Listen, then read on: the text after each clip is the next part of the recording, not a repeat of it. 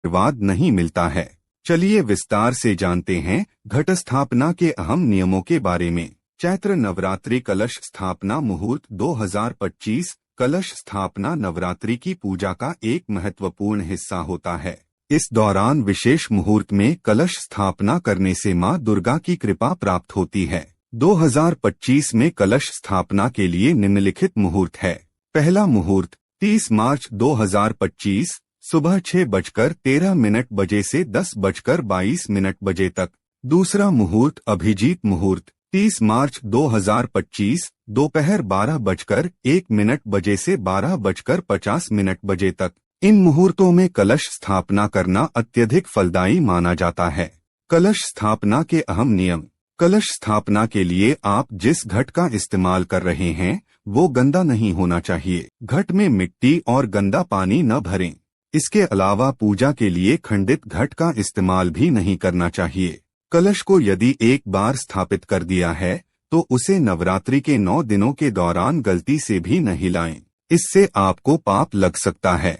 इसके अलावा घट को अपवित्र हाथों से छूना भी नहीं चाहिए। जिस जगह पर कलश को स्थापित किया है वो शुद्ध होनी चाहिए। कलश के आसपास वाली जगह को भी साफ रखें। बाथरूम और शौचालय के आसपास कलश स्थापित नहीं करना चाहिए। यदि आपने अपने घर में कलश की स्थापना की है तो इन 9 दिनों के दौरान घर को अकेला न छोड़े।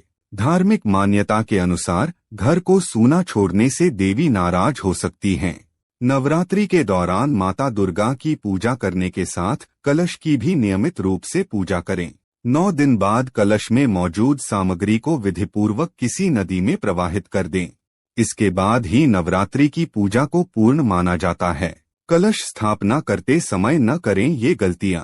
कलश को स्थापित करने की सही दिशा उत्तर पूर्व यानी ईशान कोण है। इस दिशा में आपको घट स्थापित करना चाहिए। ऐसा कलश न लाएं जो किसी भी प्रकार से खंडित हो। कलश स्थापना में गंदे पानी का प्रयोग न करें। मिट्टी भी सही स्थान से लेकर आएं।